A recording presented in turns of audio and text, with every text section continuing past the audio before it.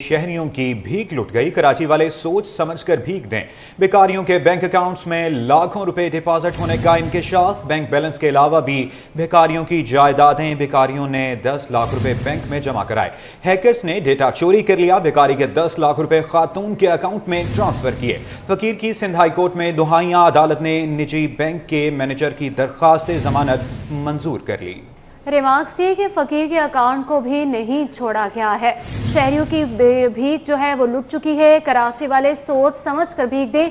भिखारियों के bank accounts में लाखों रुपए डिपॉजिट होने का इंकशाफ सामने आ चुका है। बैंक बैलेंस के अलावा भी भिखारियों की जायदादें हैं। भिखारी ने 10 लाख रुपए बैंक में जमा कराए।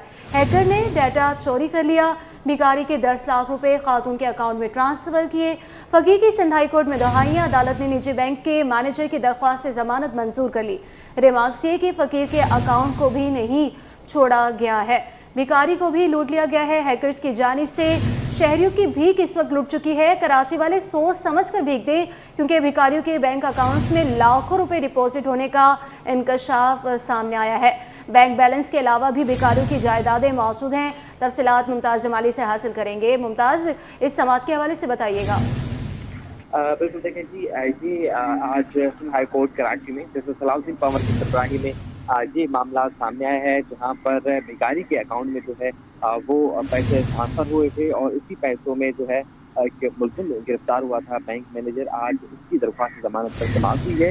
ये हैदराबाद में फकीर के अकाउंट से 10 लाख रुपए फ्रॉड का मामला था, जहाँ पर अदालत ने निजी बैंक के जो साबिक मैनेजर हैं उनकी दरख्वास्त जमानत मंजूर कर ली है और 2 लाख रुपए के एवज जो है मुलजिम आकिब की जमानत मंजूर की है। इसमें जो वकील सफाई का कहना है कि फकीर दरिया खानी नामी फकीर हैं, उनके अकाउंट में 10 लाख रुपए जो है वो फ्रॉड किया गया है, जबकि फकीर दरिया खान बेघर हैं, हैदराबाद के मकामी शादी हॉल में रहते हैं। अदालत ने रिमार्क किए कि एक फकीर का अकाउंट है उसको भी जो है वो नहीं छोड़ा गया। अदालत ने इस्तफसार किया कि फकीर साहब तो ये नहीं कह रहे कि उसका मोबाइल या सिम किसी ने ली है, जिस पर वकील सफाई का कहना है कि मुलजिम का फ्रॉड से कोई ताल्लुक नहीं है। FIA ने मरकजी मुलजमान को बतौर मुलजिम शामिल ही नहीं किया, जिस पर अदालत ने इस्तफसार किया कि मुलजिम आकिब के अकाउंट में कितने पैसे आए हैं।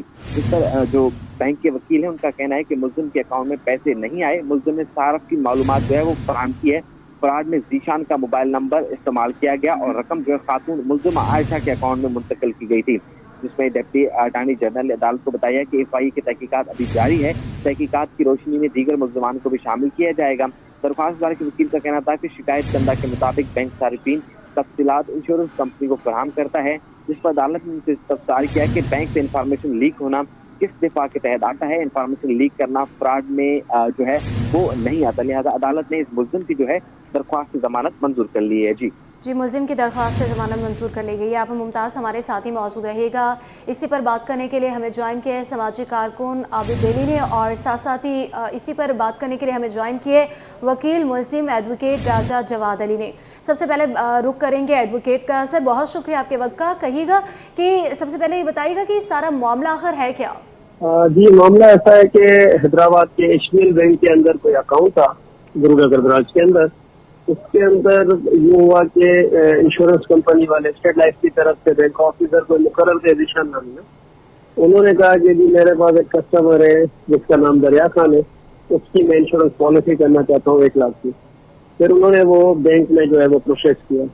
अब उन्होंने जब उसका फॉर्म प्रोसेस किया तब तक वो ट्रांसफर हो चुका था गुरुनगर ब्रांच से, तो अब आ गया जेल रोड ब्रांच में। तो जेल रोड ब्रांच से जब उसने प्रोसेस किया तो CBC कॉल के लिए जब उसके नंबर पे कॉल की गई तो नंबर पुराना था, आउटडेटेड नंबर था, उस पर रीच नहीं हुआ, जिस वजह से बैंक वालों ने उनको कहा कि जी ये नंबर रीच नहीं हो रहा है, आप इसका कोई अपडेटेड नंबर दें। इसके तहत उन्होंने एक एडिशनल रिक्वेस्ट फॉर्म ARF जो है वो प्रोसेस किया। उसके अंदर उस जीशान ने अपना नंबर डाल दिया फॉर्म के अंदर और वो फॉर्म जो है उन्होंने भेज दिया, वो प्रोसेस हो गया, CBC भी हो गई। फिर उस नंबर से एक मोबाइल ऐप बनाई गई। उस मोबाइल ऐप के थ्रू जो है 5-5 लाख रुपए की जो ट्रांजेक्शन की गई ना फरवरी 2024 के अंदर, तो वो फिर अमाउंट ट्रांसफर हो गया। जब वो बंदा गया अपना बैंक में पैसे डिपॉजिट करवाने दरिया खान, तो उसको बैंक वालों ने बताया कि आपका बैलेंस जो है वो कम हुआ है पहले से। उसने कहा तो मैंने कभी आज तक कभी पैसे निकलवाए नहीं है, तो ये मेरा बैलेंस कम कैसे हुआ। फिर उसमें से एक एप्लीकेशन मूव की जिस पर जो है वो इंटरनल इंक्वायरी हुई। फिर मैटर जो है FIA की तरफ गया। फिर FIA ने कुछ बैंक ऑफिसर्स को और फिर वो सेल्स वाले जो थे स्टेट लाइफ वाले उनको जो है इसमें शामिल तफ्तीश किया, उनको अरेस्ट किया। आज उस हवाले से एक बैंक ऑफिसर की तरफ से हमारी बेल लगी हुई थी जिसका नाम है मोहम्मद आकिब अकबर, जिसके खिलाफ उन्होंने पूरा जो है मलबा फिट किया था FIA वालों ने, जबकि बैंक की इंटरनल इंक्वायरी में उसके ऊपर नहीं थी जिम्मेदारी, ना उसने एडिशनल रिक्वेस्ट फॉर्म प्रोसेस किया था और ना ही वो बेनिफिशियरी था। और हमारा केस भी यही है क्योंकि वो इस्तीफा देकर चला गया था, उसको नौकरी मिल गई है, तो इस वजह से सारा मलबा उसके ऊपर रखा गया। जी सर, आगाह कीजिएगा कि भिखारी के अकाउंट में टोटल कितनी रकम थी जो बताएंगी कि कम हो गई है? अभी तक वो बैंक स्टेटमेंट जो है वो शो नहीं किया गया ना कहीं पर, अभी तक वो किसी रिकॉर्ड पे नहीं लाया गया कि उसके अकाउंट में पैसे कितने हैं, लेकिन इतना पता चल रहा है कि वो 10 लाख से ज्यादा ही थे जो कम हुए। ऐसा नहीं कहा गया कि आपका बैलेंस जीरो हो गया या खत्म हो गया, स्टेटमेंट में रिकॉर्ड पर आई है। इसमें एक और सवाल पैदा होता है ना कि एक बंदा जो जाहिरी तौर पर कहता है मैं खुद के भिखारी हूँ और मैं जो है वो हर महीने शादी हाल में रहता हूँ, ये एक सवाल पैदा होता है एक और स्टेट के लिए कि 10 लाख तो उसके चले गए, तो कम से कम उसके 10 लाख तो थे अकाउंट में, इससे ज्यादा ये कम नहीं है। तो एक भिखारी के अकाउंट में 10 लाख रुपए मौजूद हो और वो फिर भी भिखारी जो चला, तो ये एक अलग से मैं समझता हूँ स्टेट के लिए क्वेश्चन तो है कि ये एक रैकेट काम कर रहा है और जो इनके खिलाफ कोई ना कोई एक्टिविटीज होनी चाहिए, कोई ऐसा एक्ट आना चाहिए, क्योंकि ये एक और सवाल है जाहिरी तौर पर कि एक बंदा जो कहता है खुद से कि मैं भिखारी हूँ और उसके अकाउंट में से 10 लाख रुपए स्लिप हो गए, तो वो भी एक ड्यूरेशन में हुए ना, एक हुए इसके फरवरी के स्टार्ट में, दूसरे हुए एंड ऑफ द फरवरी में, तो ये एक सिलसिला तो है अपनी जगह पर। ठीक है, आप हमारे साथ ही मौजूद रहिएगा। ये एक बहुत बड़ा सवाल है कि एक भिखारी के पास जो कि भीख मांगता है उसके पास इतने पैसे आए कहाँ से है। इसी पर बात करने के लिए हमें ज्वाइन किया है सामाजिक कारकुन आबिद बेली ने। सर बहुत शुक्रिया आपके वक्त का भी। ये हमें बताइएगा कि भिखारियों के पास इतने पैसे कहाँ से आते हैं? जी शुक्रिया, आपने मुझे कॉल पर लिया। असल में सवाल जो है वैसे तो इससे भी बड़ा एक और भी है जिसपे ये कौम जो है वो सवाल उठाती नहीं कि वज़ीर-ए-आज़म पाकिस्तान के चपरासी के अकाउंट में अरबों रुपए कैसे आए थे। अगर उस सवाल का जवाब ले लिया जाता ना तो फिर इस भिखारी के 10 लाख का जवाब भी मिल जाता। दूसरी बात ये है कि ये बहैसियत कौम जो है वो हम भिखारी बन चुके हुए हैं।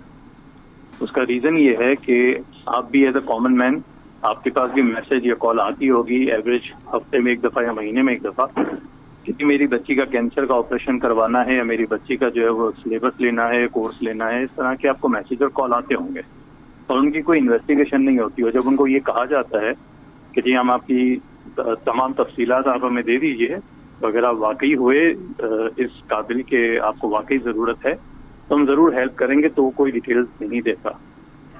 तो भिखारी की अगर आप स्पेसिफिकली बात करना चाहें तो हमने एक कैंपेन की थी भीख बंद के नाम से जी। तो आप यकीन करें कि ऐसे ऐसे भिखारियों से हमारा राब्ता हुआ और ऐसे ऐसे भिखारी देखने को मिले जो सिविक में आके और अपनी गाड़ी पार्क करते थे और उसके बाद अपना होलिया बदल के और फिर वो भीख मांगते थे। तो इसमें स्टेट का किरदार जो है वो बहुत ज्यादा है क्योंकि ये गली मोहल्लों की बात नहीं हुई, अब आपके घरों तक भी पहुंच गए हैं। पहले तो सिर्फ चौराहे बिकते थे, अब आपके घरों की गलियां बिकती हैं कि इस घर में इतने बंगले हैं, इतने पैसे मिलेंगे तो इसके इतने पैसे हुए। और इसमें पूरा नीचे से लेकर ऊपर तक जो है वो सारे मिले हुए हैं, यानी एक पुलिस वाले से लेके और आपकी गवर्नमेंट तक, क्योंकि इनके बाकायदा पैसे जो है वो बाहर जाते हैं, बाहर से पैसे यहाँ पर इन्वेस्टमेंट भी होती है। ये पूरा एक नेटवर्क है, ये कोई छोटी मोटी चीज अब नहीं रही है और दुनिया भर में हमारे भिखारी पाए जाते हैं, जिसकी वजह से रिसेंटली आपने देखा होगा कि दुबई और सऊदी अरब के वीजा लेना अब इतना मुश्किल हो गया हुआ है जैसे अमेरिका का ले जाए। तो मामला काफी खराबी की तरफ हैं, लेकिन हम लोग सोचते नहीं हैं।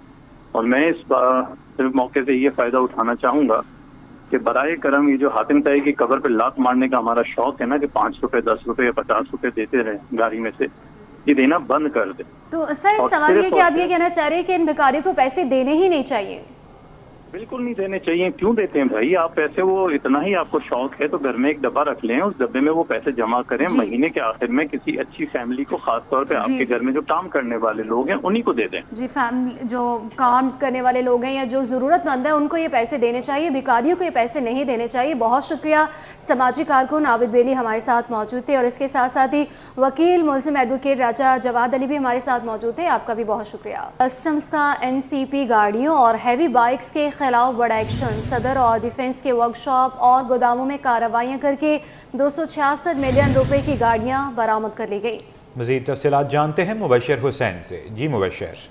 जी बिल्कुल, गुज़िश्ता रोज़ जो है वो कस्टम हुकाम की जानिब से जो है वो कराची के मुख्तलिफ इलाकों में जो है वो कार्रवाइयाँ की गई हैं। इन कार्रवाइयों में जो है वो heavy bikes, non custom plate गाड़ियाँ जो है वो बरामद हुई हैं। मैं इस टाइम कस्टम हाउस में मौजूद हूँ। मेरे साथ additional collector customs Basit Hussain साहब हैं। इनसे जानते हैं सर ये कार्रवाइयाँ कब की गई हैं, मजमूई तौर पर इनकी क्या लागत है और कौन कौन सी बाइक शामिल हैं। जी अस्सलाम वालेकुम। ये तकरीबन 2-2.5 हफ़्ते पहले जो है वो हमने पहले तो जो है वो व्हीकल सीज़ की थी। ये एक मुहिम की गई थी मलीर के इलाके में इंटेलिजेंस के हुकाम के साथ, और जिसके अंदर जो है वो हमने 21 जो है वो मुख्तलिफ़ अक़साम की जो है व्हीकल्स हमने सीज़ की थी, जिसके अंदर जो है वो विड्स गाड़ी से लेके प्रीमियो, एक्सियो और फिर जो है लैंड क्रूज़र गाड़ियाँ थी। वो हमने वहीं उसी इलाके में और उसके करीब इलाकों से जो है वो बेसिकली सीज़ की थी। उसके चंद दिनों की बाद जो है वो हमने सदर के इलाके से किसी वर्कशॉप, उसके साथ जो वेयर हाउस अटैच्ड है, और फिर इसके बाद जो है वो डिफेंस फ़ेज़ 1 इसी तरीके से वर्कशॉप थी, और इसी तरीके से इनके पीछे जो है ना वेयर हाउस था, वहाँ से हमने मोटरसाइकिल्स जो है वो सीज़ की है। अब मोटरसाइकिल्स जो है वो 37 मोटरसाइकिल्स थी और गाड़ियाँ जो है इससे पहले 21 थी। इसकी टोटल मालियत जो है वो 446 मिलियन थी, मोटरसाइकिल्स की 176 और 264 मिलियन जो है ना वो गाड़ियों की जो है ना वो मालियत है। अच्छा, ये वाज़ेह करिएगा जो कार्रवाई के दौरान मुल्ज़िमान गिरफ्तार हुए हैं उनके खिलाफ कार्रवाई जारी है और उन्होंने क्या मज़ीद कोई इंकशाफ किया? जी अभी इन्वेस्टिगेशन जारी है इस चीज़ के हवाले से। डेफिनेटली जो है वो जो ये व्हीकल्स हैं उनके जो है वो रिकॉर्ड्स जो है वो देखे जा रहे हैं।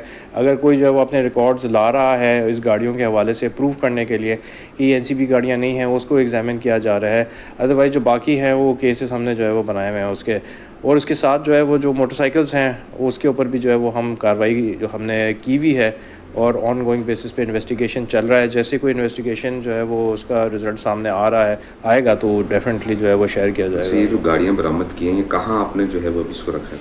अभी इसको जो है वो गाड़ियों को हमने हमारे पास जो है वो अपने जो अवेलेबल स्पेसेस होते हैं, जैसे हमारे जो है वो ASO के वेयर हाउसेस हैं, वहाँ पे हमने फ़िलहाल रखी हुई हैं उसको, गाड़ियों को सेफ कस्टडी के अंदर है। माजी में भी जो है मुतअद्दिद कार्रवाइयाँ हुई हैं। इस कार्रवाई में जो है वो लाखों रुपए की जो है वो मालियत मजमूई तौर पर बताई जाती है। उनकी जांच पड़ताल है, जो मुल्ज़िमान गिरफ्तार हैं उनके खिलाफ भी कार्रवाइयाँ जारी हैं और आगे चल के भी वाला अफसरान कस्टम हुकाम की जानिब से कार्रवाई की जाएगी। जी अब आपको बताएं कि आइडियाज़ 2024 में बिजनेसमैन भी पहुंच गए।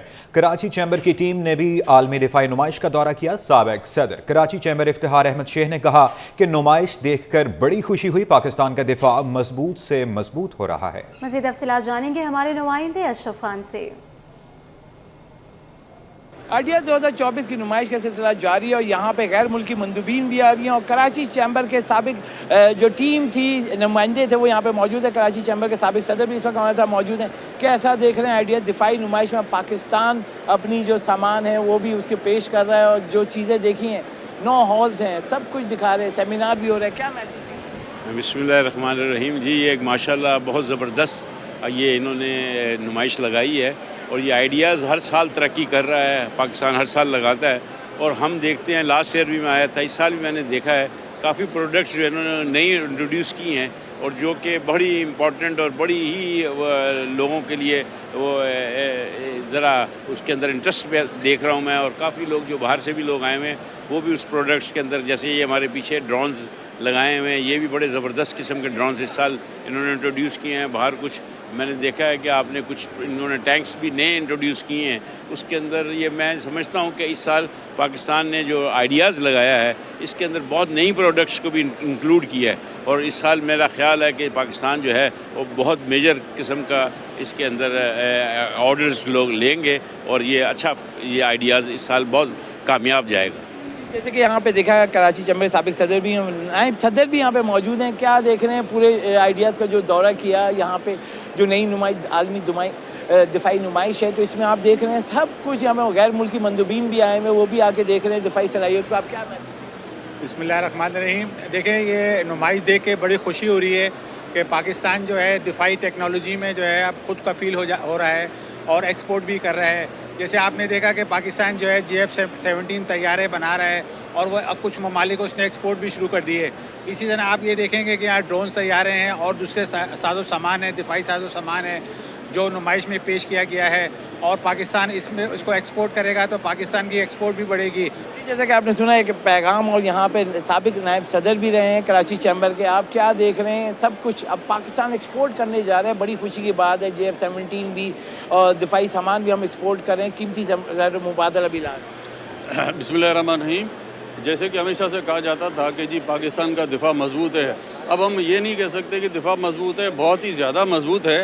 और जिनको पता था उनको पता है कि पाकिस्तान कितना दिफाई तौर पे मजबूत मुल्क है, और अल्हम्दुलिल्लाह अब पाकिस्तान उस सफ़ में शामिल हो गया है जो दिफाई साजो सामान जो है उसकी एक्सपोर्ट की तरफ बढ़ चुका है। जैसा कि आपने सुना, अहम पैगाम दिया जा रहा है और कहा है कि पाकिस्तान का दिफा मजबूत से मजबूत हो रहा है, और यहाँ पे जो आइडियाज़ है दिफाई आलमी दिफाई नुमाइश जो है वो जारी है, और यहाँ पे वो पैगाम देने के पाकिस्तान किसी से कम नहीं।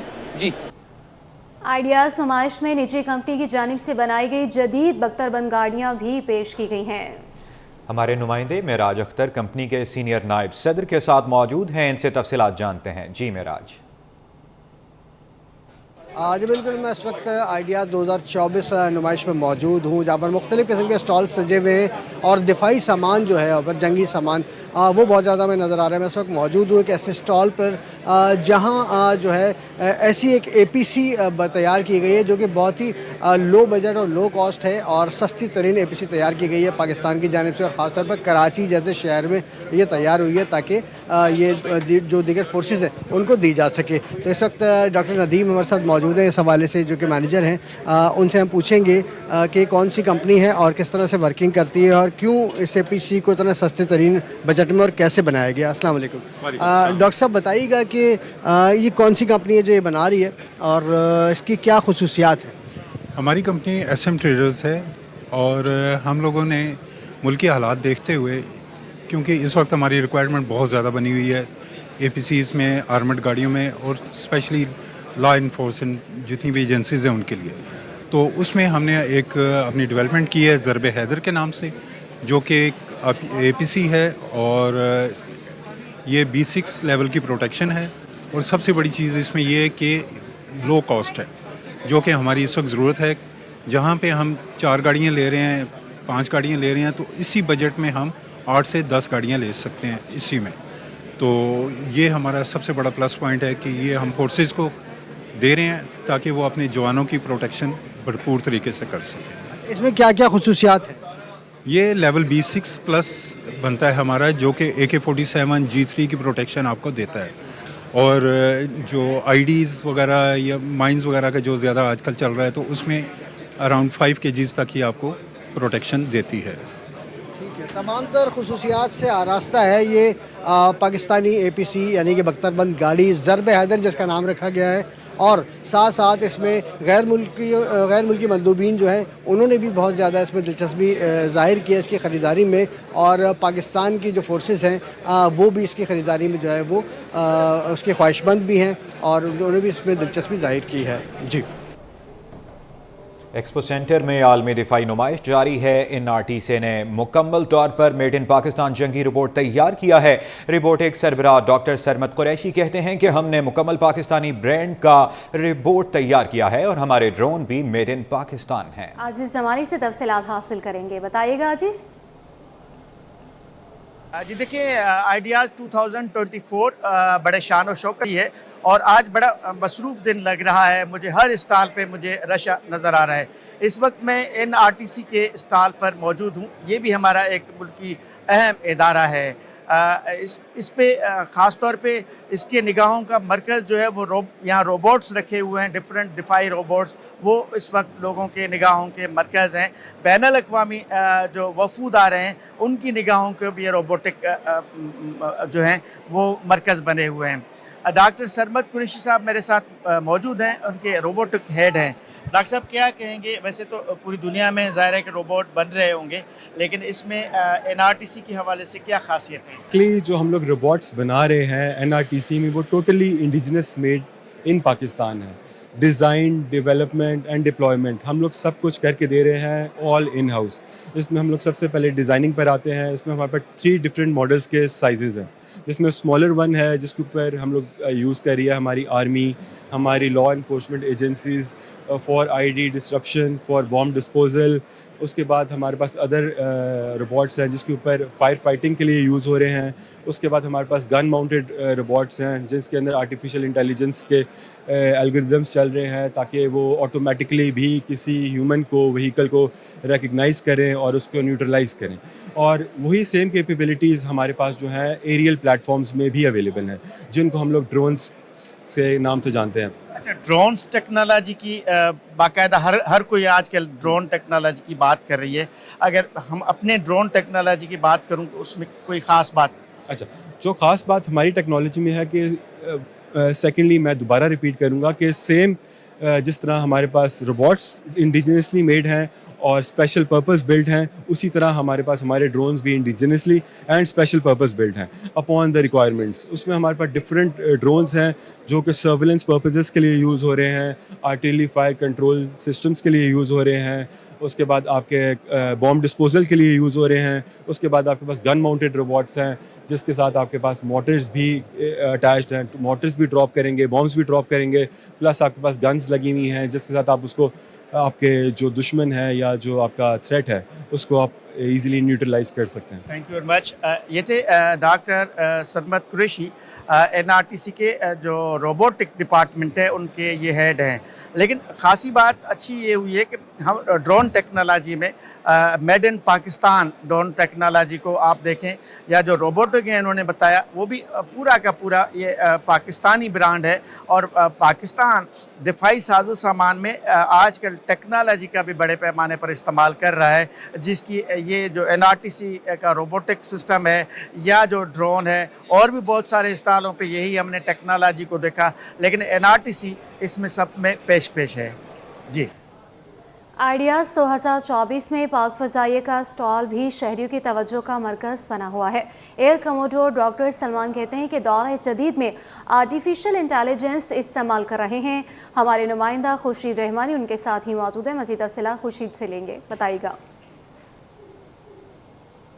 जी, मैं इस वक्त मौजूद हूँ कराची के एक्सपो सेंटर में, जहाँ आइडियाज़ 2024 दिफाई नुमाइश जारी है और यहाँ पर शहरियों की एक बड़ी तादाद विज़िट करने के लिए भी आ रही है। मुख्तलिफ कंपनीज़ के स्टॉल्स यहाँ पर लगे हुए हैं, जिसमें मैं इस वक्त मौजूद हूँ पाकिस्तान फ़ज़ाई के स्टॉल पर, और यहाँ हम जानेंगे कि कौन सी टेक्नोलॉजी इस वक्त पाक फ़ज़ाइया मुतारिफ करवा रही है। और मेरे साथ मौजूद है एयर कमोडोर डॉक्टर सलमान साहब, उनसे गुफ्तगू करेंगे कि वो इस दिफाई नुमाइश, पाक फ़ज़ाई के स्टॉल्स और उसकी टेक्नोलॉजी के मुताबिक क्या कहेंगे। डॉक्टर साहब, बहुत शुक्रिया। जी, अस्सलाम वालेकुम जी। सबसे पहले तो मैं आई thank you for this opportunity. Centre of artificial intelligence and computing, ये हमारा लोगो है। ये पाकिस्तान एयरफोर्स का एक प्रीमियर इदारा है जो हमारी विजनरी लीडरशिप ने चंद साल पहले क्रिएट किया। और उस ज़माने में जब आर्टिफिशियल इंटेलिजेंस बहुत ज़्यादा लोगों की पब्लिक परसेप्शन में नहीं थी, लेकिन हमारी लीडरशिप ने बहुत अच्छे वक्त पे, बहुत पहले ही फील किया कि ये जब तक हम इस टेक्नोलॉजी को शुरू से ही लेके नहीं चलेंगे, हम आगे फ्यूचर वॉरफेयर में पीछे रह जाएंगे। तो ये उसका नतीजा है। ये right now I am the chief technical officer. हमारे साथ और भी बड़े काबिल ऑफिसर्स हैं जो इस प्रोजेक्ट को आगे लेके चल रहे हैं। डॉक्टर साहब, जो एरोस्पेस टेक्नोलॉजी है उससे मुतालिक कुछ नाज़रीन को बताइएगा। जी, जो आर्टिफिशियल इंटेलिजेंस है ये मल्टीपल डोमेन्स में पाकिस्तान एयरफोर्स के मुख्तलिफ शोबों में, पहलुओं में, किसी भी डिफेंस इंडस्ट्री में इस्तेमाल होता है। तो अगर आप ऑपरेशंस को देख लें, जो हमारा मेन काम है उसमें चाहे फ्लाइंग, एयर डिफेंस है, EW है, इलेक्ट्रॉनिक वॉरफेयर, ISR है, इंटेलिजेंस सर्विलेंस रिकॉनेसेंस, तो उन मुख्तलिफ एस्पेक्ट्स में आर्टिफिशियल इंटेलिजेंस इस्तेमाल होता है। फिर इंजीनियरिंग है, चाहे वो मेंटेनेंस है, चाहे वो R&D है। फिर C4I है, कमांड कंट्रोल कम्युनिकेशंस और इंटेलिजेंस। फिर लॉजिस्टिक्स है। फिर मुख्तलिफ जो हमारे शोबे हैं इंजीनियरिंग के साथ में मेंटेनेंस, R&D, जिस तरह मैंने आपको कहा, और उसके अलावा जो जनरल है personal training, administration, surveillance, security, intelligence, इन तमाम शोबों में आर्टिफिशियल इंटेलिजेंस इस्तेमाल होती है। और हमारा जो काम है वो ये है कि हम इंक्रीमेंटली थोड़ा थोड़ा करके AI को पूरी पाकिस्तान एयरफोर्स में एम्बेड करें और उसके बाद उसको इंटीग्रेट करें। ये थे एयर कमोडोर डॉक्टर सलमान, जो आपसे गुफ्तगू कर रहे थे। इनका ये कहना था कि नौजवान आगे बढ़ें, और ये दिफाई नुमाइश भी एक मसलत पैगाम है पूरी दुनिया के लिए। और इस वक्त जो है वो आर्टिफिशियल इंटेलिजेंस पाकिस्तान एयरफोर्स के मुख्तलिफ शोबों के अंदर वो बड़ी तेज़ी से काम कर रहा है, क्योंकि दौर जदीद की आर्टिफिशियल इंटेलिजेंस वो असर हाजिर का एक उलूम है और इस उलूम को पाक फ़ज़ाई के अंदर भी इम्प्लीमेंटेशन किया जा रहा है। नौजवान भी आगे बढ़ें और मुल्क की मईशत, मुल्क की तरक्की में अपना हिस्सा बढ़ाएं। जी।